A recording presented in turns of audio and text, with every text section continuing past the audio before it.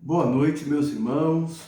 Quero saudar a todos com a graça e a paz de nosso Senhor e Salvador Jesus Cristo. Que Deus abençoe sua casa, sua família. Amados, estamos encerrando o ano de 2020. Um ano realmente difícil, muitas lutas, muitas batalhas, muitas experiências.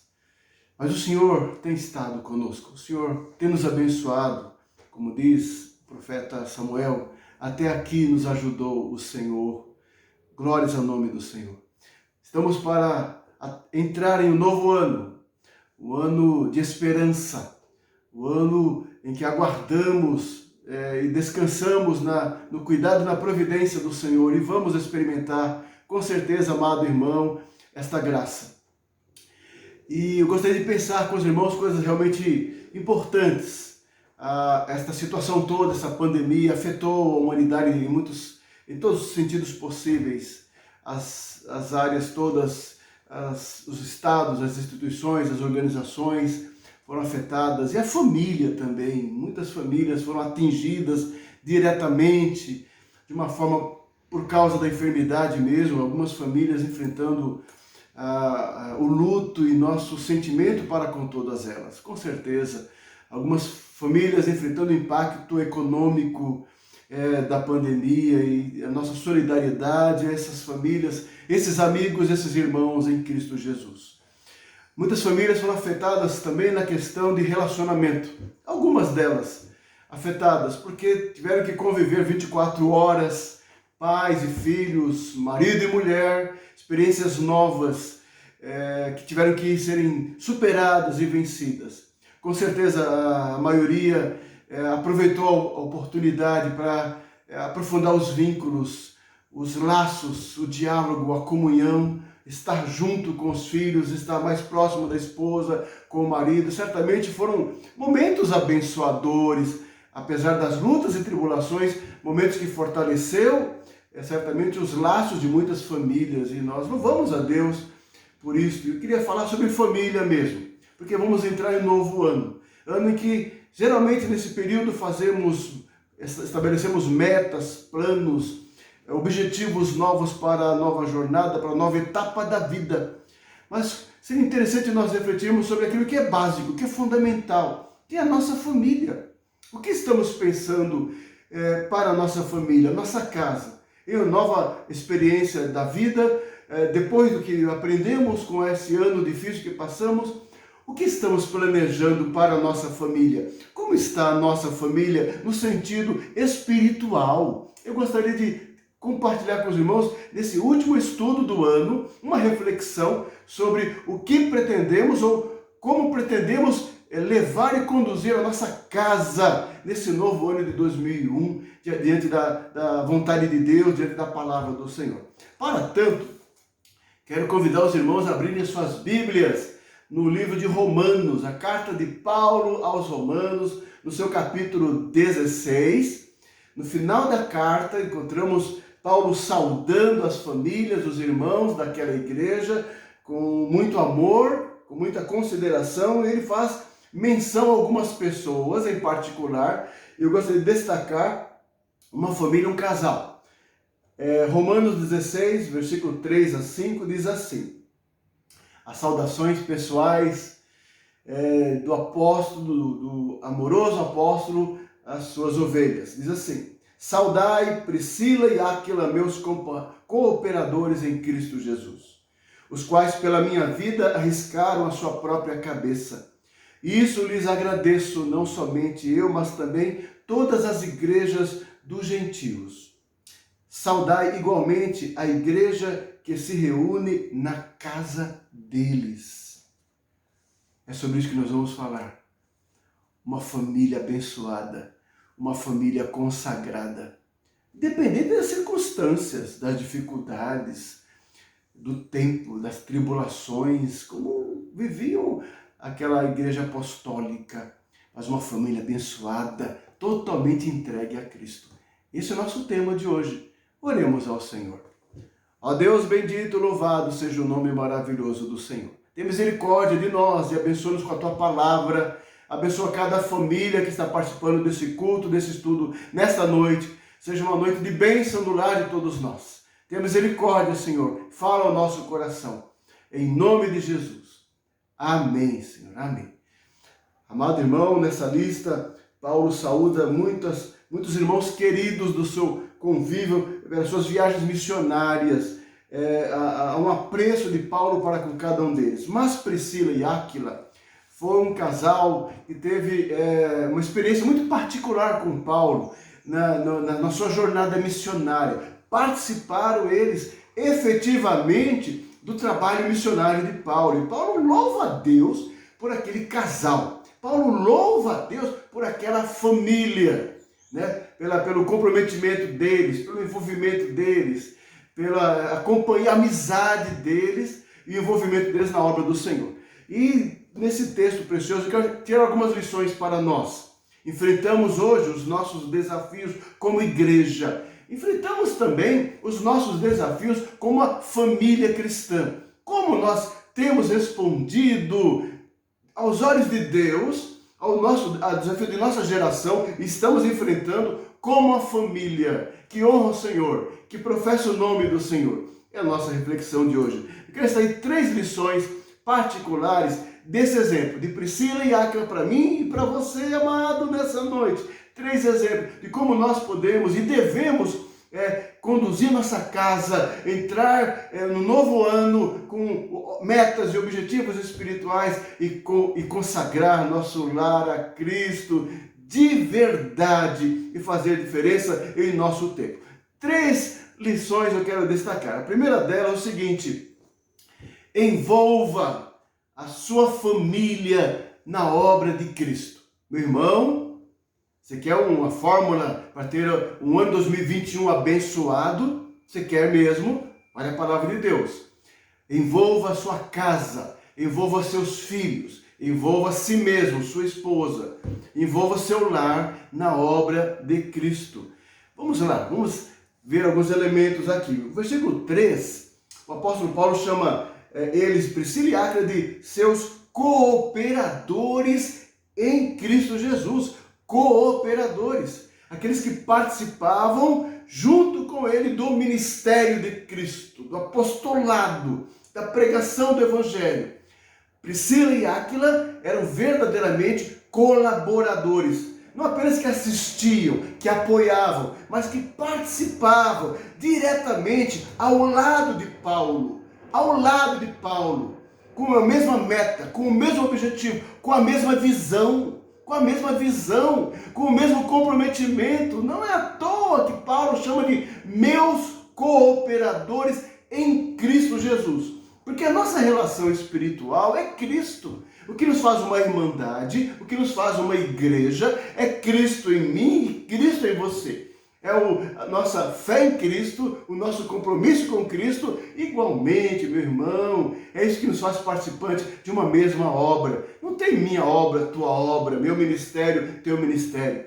Temos todos uma tarefa e uma obra a ser realizada com a graça de Deus. Temos que ser cooperadores, cooperar um com o outro, de verdade, apoiar, sustentar, levar as cargas uns dos outros de verdade, encorajar, carregar, às vezes, alguém que está cansado.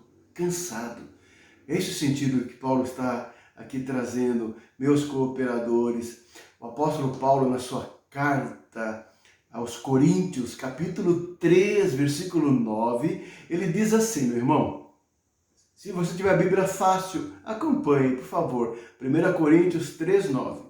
Porque de Deus somos cooperadores, lavoura de Deus, edifício de Deus sois vós. A obra é de Deus, a lavoura é de Deus, o edifício é de Deus. Ninguém é dono de nada, ninguém é senhor de nada. Nós somos apenas cooperadores de Deus e nós juntos cooperamos uns com os outros com a obra que é de Deus. Como é importante esse conceito para o povo do Senhor. Ninguém está na frente, ninguém vai ganhar nada. Não é uma competição, quem faz mais, quem faz melhor. Isso não é uma competição. No reino de Deus, isto não existe. Não existe. Somos igualmente servos de Cristo, cooperadores de Deus e cooperadores nós uns com os outros do ministério e da obra de Deus. O apóstolo Paulo, em sua carta aos Coríntios, ainda capítulo 6, segunda carta, capítulo 6, versículo 1, ele diz assim: e nós, na qualidade de cooperadores com ele, com Deus, também vos exortamos a que não recebais em vão a graça de Deus. Paulo tinha certeza do seu chamado. E Paulo sabia exatamente qual era o seu lugar na obra de Deus. Como é importante que nós entendamos qual é o nosso lugar na obra de Deus, o nosso papel. O nosso papel é dado por Deus, o teu papel é dado por Deus. Como é importante você reconhecer o seu lugar e eu saber do meu lugar. Paulo sabia, nós somos cooperadores de Deus. E ele exorta aqui, porque ele era um cooperador, ele exorta aquela igreja para não receber em vão a palavra ministrada por ele. Porque ele era um apóstolo segundo a vontade de Deus. Segundo a vontade de Deus. Então ele exorta aqueles irmãos que estavam desprezando a pessoa de Paulo, inclusive, e a palavra ministrada por Paulo. Paulo exorta eles nesse sentido. Somos cooperadores. Na sua carta à igreja em Filipenses, capítulo 4, versículo 3, Paulo alista um grupo de irmãos muito significativos na sua vida e no seu ministério. Ele diz assim, acompanhe, Filipenses 4:3. Ele diz assim: a ti, fiel companheiro de jugo, também peço que as auxilies, pois juntas se esforçaram comigo no evangelho, também com Clemente e com os demais cooperadores meus, cujos nomes se encontram no livro da vida. No livro da vida. Paulo está aqui falando, exortando aqui os irmãos ali em Filipos, ajudassem Evódia e Sintique, que eram líderes da igreja, mas estavam tendo um problema de relacionamento.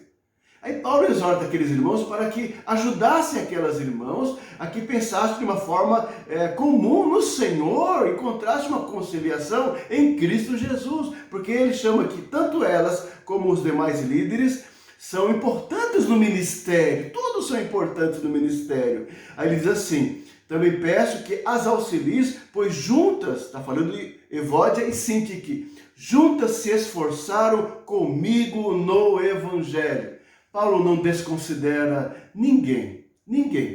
E mesmo aqueles que estão enfrentando algum momento difícil na vida, algum problema pessoal ou até eclesiástico, Paulo não desconsidera ninguém. Ele os trata com respeito e consideração pelo esforço que todos tiveram no Evangelho de Cristo. E diz mais, também com Clemente e com os demais cooperadores meus. Ele chama assim, os demais cooperadores meus, que participam do mesmo trabalho missionário, a mesma visão apostólica, a mesma visão do reino de Deus. E ele termina esse versículo dizendo, cujos nomes se encontram no livro da vida. Que é isso que importa. Nós somos servos de Deus, cooperadores de Cristo e cooperamos uns com os outros. Estamos aqui para trabalhar, para servir, para ajudar, para desenvolver o trabalho do Senhor. Você e eu, meu irmão, servo do Senhor, cujo nome está escrito no livro da vida. Que bênção! Que visão do reino, que visão da igreja. A igreja não é um mero edifício, nenhuma empresa, nenhuma organização. A igreja é o corpo de Cristo na terra, glorificando o seu nome. Homens e mulheres remidos no sangue de Cristo, que se amam, que se ajudam, que trabalham igualmente pela fé evangélica. É assim que nos tornamos cooperadores. Mas às vezes alguns irmãos se perdem nisso. Nesse sentido de ser um cooperador, se torna às vezes um tropeço, na verdade, em vez de ser um cooperador no ministério. No caso, Paulo chama aqui os seus cooperadores em Cristo, né? Meu irmão, você, ao ler a carta de Paulo a Filemon, uma carta pequena, uma carta importante do Novo Testamento. No finalzinho da carta, o versículo 24, Paulo faz uma saudação interessante a outros irmãos. E ele alista assim, ele diz o seguinte: Marcos, Aristarco, Demas e Lucas, meus cooperadores. Porque é assim que ele chamava os seus companheiros no ministério, cooperador. Assim foi Priscila e Áquila. Eles foram cooperadores com Paulo no seu ministério. Eles, quando Paulo chegou à cidade de Corinto, na sua segunda viagem missionária, eles acolheram e hospedaram a Paulo na sua residência, na sua carta. E Paulo esteve ali com eles por cerca de 18 meses, pregando a palavra de Deus na cidade de Corinto. E eles participaram de uma forma preciosa no trabalho de Paulo na plantação de uma igreja naquela importante cidade de Corinto. Atos 18, 1 a 3 diz assim: depois disso, deixando Paulo Atenas, partiu para Corinto. Lá encontrou certo judeu chamado Áquila, natural de Ponto, recentemente chegado da Itália, com Priscila, sua mulher, em vista de ter Cláudio, o imperador, decretado que todos os judeus se retirassem de Roma. Paulo aproximou-se deles e, posto que eram do mesmo ofício, passou a morar com eles e ali trabalhava, pois a profissão deles era fazer tendas. Aí Paulo se associou a esse casal consagrado, engajado, comprometido com a obra do Senhor, e passaram assim a pregar o evangelho, a discipular, a ensinar. Mas há algo mais. O texto de Romanos, a saudação de Paulo na carta aos Romanos, quando ele menciona Priscila e Áquila saudando aqueles irmãos queridos, ele faz dá uma informação importante. No versículo 4, ele diz assim: os quais pela minha vida arriscaram a sua própria cabeça. Os quais, Priscila e Áquila, numa situação de perseguição, eles colocaram em risco a sua própria vida em favor de Paulo, em favor do ministério de Paulo. Eles estavam comprometidos com o ministério, com a obra de Cristo, prontos a dar a sua própria vida por aquela obra e pelo ministério que eles acompanhavam Paulo. Que coisa importante, amados, o nível de compreensão, o nível de envolvimento, de comprometimento daquela família na obra do Senhor. Até que ponto vai a nossa relação com o Senhor Jesus nos dias de hoje? É uma boa pergunta. Até que ponto vai a nossa disposição de sacrifício, de renúncia, por amor de Jesus, por amor da obra, por amor do ministério? Até que ponto você tem um envolvimento com o ministério pessoal? Até que ponto você está pessoalmente engajado no ministério da igreja, na liderança da igreja, com os líderes da igreja, com o seu pastor, com seus presbíteros, com seus diáconos, com a liderança do Senhor Jesus Cristo na sua igreja? Até que ponto você entende isso? Até que ponto você participa disso, entendendo que o ministério é de todos nós? De todos nós, é meu, é teu, é de todos nós. E até que ponto colocamos a nossa cabeça em risco por causa do Evangelho de Jesus Cristo? Até que ponto abrimos mão das coisas, cedemos, renunciamos por amor de Jesus, por amor da igreja, por amor da obra? Até que ponto Priscila e Áquila, como tantos outros servos do Senhor, alistados por Paulo aqui no capítulo 16, eram pessoas realmente comprometidas com a obra do Senhor Jesus Cristo? Eu vou dar mais um exemplo. Na sua carta aos Filipenses, Paulo faz a menção de um grande servo de Deus chamado Epafrodito. Epafrodito, um homem de Deus, um companheiro de Paulo, um ministro do Evangelho. E Paulo diz assim, ao escrever aos irmãos em Filipos: recebei-o, pois, no Senhor com toda alegria e honrai sempre a homens como esse, visto que por causa da obra de Cristo chegou ele às portas da morte e se dispôs a dar a própria vida, para suprir a vossa carência de socorro para comigo. Meus irmãos, as pessoas realmente que amam a Jesus de verdade,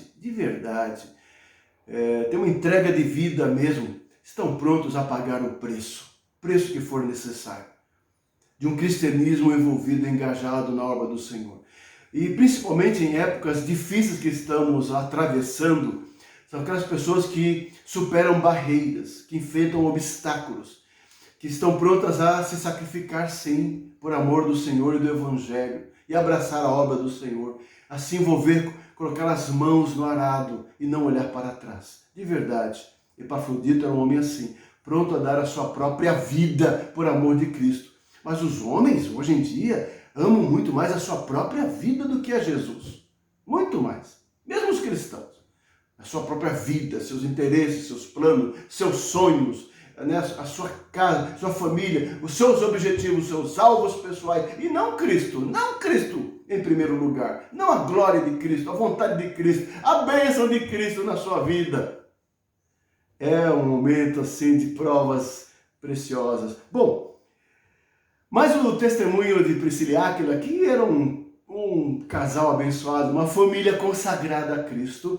Diz o texto aqui no versículo 4 que não somente Paulo, mas toda a igreja reconhecia o ministério e o testemunho daquele casal. Porque quando um casal e uma família de verdade é comprometida mesmo com Jesus, com a obra, isso é notório.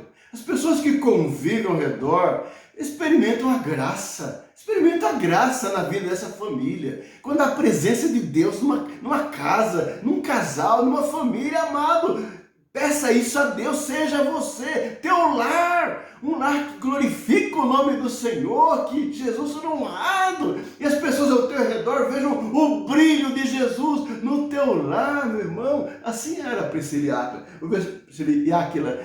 O versículo 4 diz, os quais se arriscaram a própria vida, e isso eu lhes agradeço, não somente eu, mas também todas as igrejas dos gentios, porque o testemunho deles era reconhecido por toda a igreja daquele tempo. Consagre o seu lar a Cristo em 2021. Consagre seu lar na obra de Cristo.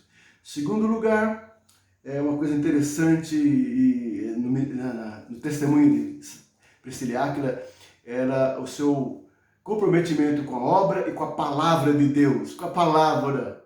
Assim, não tem como ser diferente, né? É a palavra de Deus que produz o efeito em nossa vida de santidade, de serviço, de consagração. É a palavra de Deus em nosso coração. Isso havia na vida de Priscila e de Áquila, né? Então, a segunda lição é o seguinte, comprometa em 2021 com a sua família, com a palavra de Deus, com a verdade do Evangelho, Nosso compromisso não são com os homens, com as teorias dos homens, os discursos dos homens, mas com a palavra de Deus. Precisamos de uma geração que se levante, que ame a palavra de Deus, que viva a palavra de Deus, que não é levado por nenhum vento de doutrina, de ninguém, mas seja firme na palavra do Senhor, na casa, no coração das pessoas, na vida do casal, no coração dos filhos, comprometido com o Evangelho.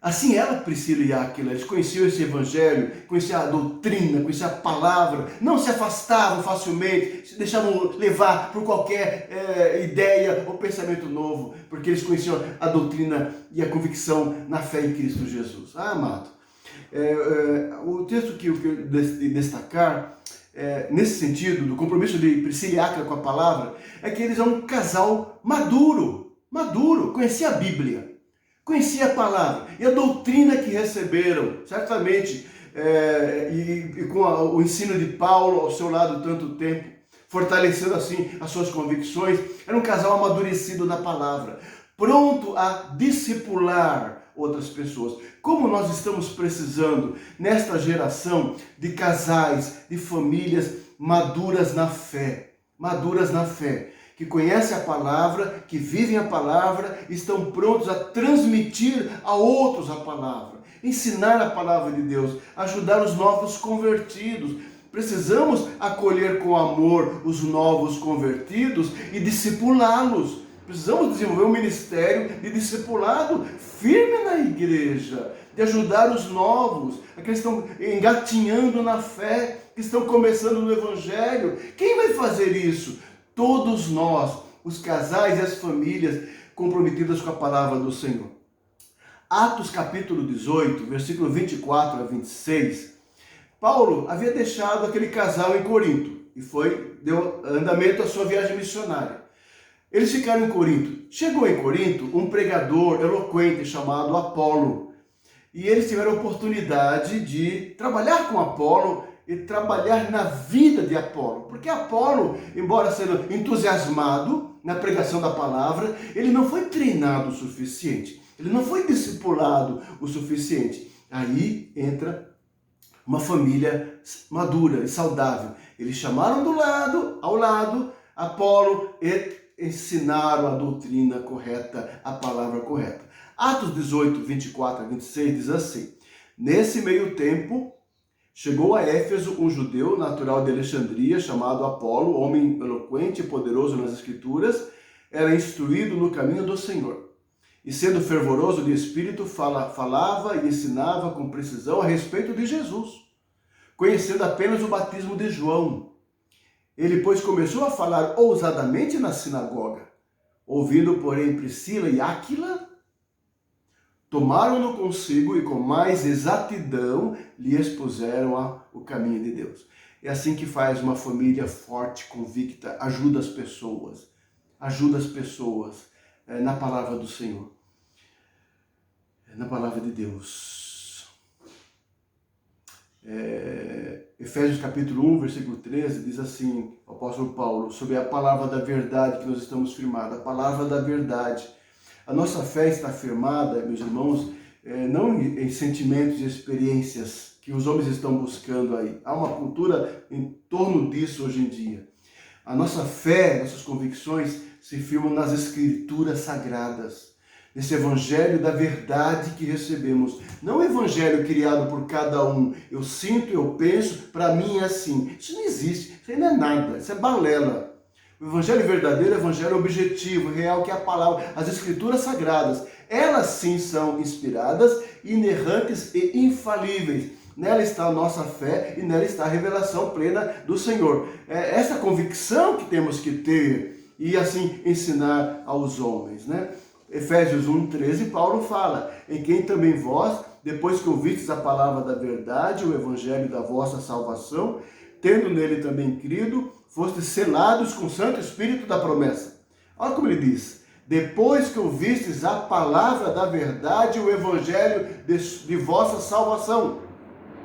Então nós somos salvos por um evangelho verdadeiro, que foi a morte e o sacrifício de Jesus Cristo na cruz do Calvário. A nossa esperança eterna se firma na obra de Cristo, anunciada pelo seu evangelho, palavra da verdade. Não a verdade de cada um, mas a verdade do Senhor, o evangelho único, verdadeiro. É nisso que a gente tem que firmar a nossa fé. E aqueles que têm essa convicção têm que ajudar os mais fracos, os novos, ao entendimento e à firmeza na palavra. É por isso que Paulo fala assim a Timóteo na sua carta: procura apresentar-te a Deus aprovado, como obreiro que não tem do que se envergonhar, que maneja bem a palavra da verdade, porque assim o ministério da igreja é a pregação da palavra do Senhor. Amado, engaje a sua família com este evangelho da verdade. A Bíblia na sua casa, a Bíblia na sua vida, o ensino, valorize o estudo da palavra do Senhor, a pregação da palavra, o seu estudo particular, o esforço dos filhos na leitura bíblica, nas aulas de uma escola dominical, nos estudos da igreja, nas palestras. Incentive, crie um ambiente de amor à palavra de Deus em seu lar, em que há deleite e prazer na palavra do Senhor. Meu irmão, pensa bem. A tua casa, onde está a alegria, onde está o tempo tem sido ocupado com o quê? Será que a palavra de Deus tem um lugar no teu lar, na rotina, tua pessoalmente, da sua família, dos teus filhos? Pensa, irmão, pensa. Coloque a palavra de Deus na vida do teu lar, no coração de todos. Engaje a tua família na palavra da verdade. Nesse mundo de hoje, tantas mentiras, de falsos evangelhos, tantas teorias, tantos caminhos são propostos. É o momento de nós nos firmarmos, nossa família, na palavra do Senhor. Passará o céu e a terra. Você sabe disso, Jesus disse isso. Passarão o céu e a terra. Tudo isso vai passar mesmo. seja nessa época ruim da pandemia e depois na pós-pandemia e naquilo que se espera. Não se iluda com nada, passarão tudo isso. Esperamos dias melhores, com certeza, né? Ninguém deseja isto, mas saiba que a palavra de Deus nunca passará. E aquele que faz a vontade de Deus permanece para sempre. Então é isso que temos que buscar, agradar ao Senhor, viver a palavra, se deleitar na palavra, pregar a palavra. Então, meu irmão, é isso que eu te falo. Comprometa a tua família com a verdade do Evangelho, esteja na tua casa, na tua vida, teu lar seja um ambiente de discipulado que leva as pessoas a Cristo. Mas a nossa terceira lição é: engaje a sua família com a igreja de Deus. Primeira lição é comprometer com a obra de Cristo. Depois, com a palavra de Cristo. Terceiro lugar, com a igreja de Cristo. A igreja. Diz o texto aqui, está no texto aqui, olha. Romanos 16, né? Saudai igualmente a igreja que se reúne na casa dele. O lar deles é local de reunião da igreja, local de pregação, local de adoração, local de oração, o lar consagrado a Cristo. A sua casa era inteiramente consagrada a Cristo. Na sua carta aos Coríntios, primeira carta, Paulo diz assim: as igrejas da Ásia vos saúdam. No Senhor muito vos saúdam Áquila e Priscila, e bem assim a igreja que está na casa deles. Ou seja, os crentes se reunindo ali para orar, adorar, buscar e servir. O seu lar é lugar de reunião da igreja do Senhor Jesus Cristo. É o comprometimento com a irmandade, é o comprometimento com a igreja de Cristo, com o corpo de Cristo. Envolva a tua família a amar a igreja. Eles se reuniam em casas porque era o começo da igreja, era o início da igreja. E muitas vezes tinham que se reunir em casa, particularmente por causa das perseguições, por causa das perseguições dos judeus, dos gentios. A igreja passaria por alguns séculos de muitas lutas. Então elas se reuniam assim, basicamente nos lares e casas, por uma questão de conveniência mesmo, e necessidade. Não quer dizer que isso é um modelo eclesiástico, às vezes as aplicações assim, tem que ser assim, porque naquela época foi assim. Não, foi assim por uma questão histórica, contingencial, com certeza, e necessária. É importante se a igreja pode e deve se reunir também em casa, discipulado, grupos familiares, mas a igreja também se reúne em assembleia. Em outra, na comunidade, no seu edifício consagrado, igualmente, porque não é o edifício, nem é a casa que é a igreja somos nós, é o povo. Então eles recebiam o povo e amavam a igreja, os filhos cresciam nisso, a igreja as pessoas se envolvendo, se engajando. É nisso que temos que resgatar em nosso coração. O nosso compromisso não é com a organização, com o templo, com o edifício, mas com as pessoas. As pessoas, amamos pessoas, servimos pessoas, ajudamos pessoas, pregamos o evangelho a pessoas, edificamos a igreja, esse edifício vivo, é o corpo de Cristo. Acima de tudo, amado irmão, ame assim a casa do Senhor, o povo do Senhor, e deixe no seu coração, não deixe que o mundo, seus atrativos roubem isso do seu coração. Que as questões sociais, seus envolvimentos sociais, seus grupos sociais, seus amigos, afastem você do amor, da comunhão, do companheirismo no meio do povo do Senhor. Resgate isso no seu coração, consagre seu lar para Jesus, novamente, meu irmão, para Jesus, para as coisas de Deus, principalmente agora, nesse ano ruim que passamos, e as pessoas isoladas e afastadas, e assim, expostas a tantas oportunidades e situações novas na vida, o nível de comprometimento de muitos arrefeceu, esmoreceu. Precisamos resgatar no coração da igreja, do povo do Senhor, a comunhão do povo do Senhor. Havia lá, a igreja se reunia na casa deles. Amado, mantenha isso, preserve isso no seu coração, seu amor ao povo do Senhor, seu amor à igreja, seu amor aos irmãos, Não deixe isso morrer no seu coração. Não deixe, em nome de Jesus. Em nome de Jesus. Preservar a relação pessoal, nossa amizade, nossa confiança um no outro, nosso relacionamento pessoal. Nosso relacionamento não é meramente técnico, burocrático ou eclesiástico. A igreja não é uma prestadora de serviços.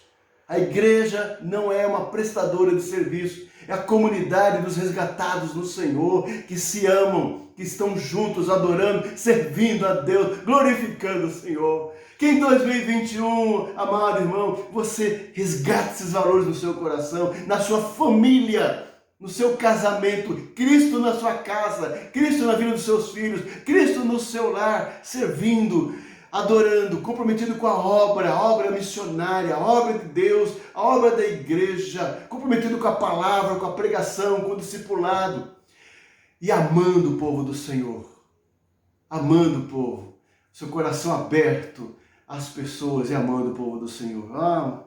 Que Deus te abençoe, amados. Era assim que vivia a igreja, assim que os irmãos viviam. Aí nesse capítulo 16 de Romanos, é muito interessante que Paulo destaca o valor de muitos irmãos, porque trabalhou muito no Senhor, muito serviu o Senhor. Ele destaca o valor de muitos crentes ali. Ele destaca nos versículos 14 e 15, olha, ele diz assim: saudai Asíncrito, Flegonte, Hermes, Patrobas, Hermas e os irmãos que se reúnem com eles.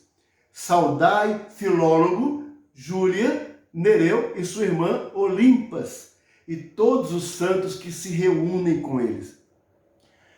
E interessante a palavra se reunir, porque não é o local que é o definido, é a casa física, é a reunião dos santos.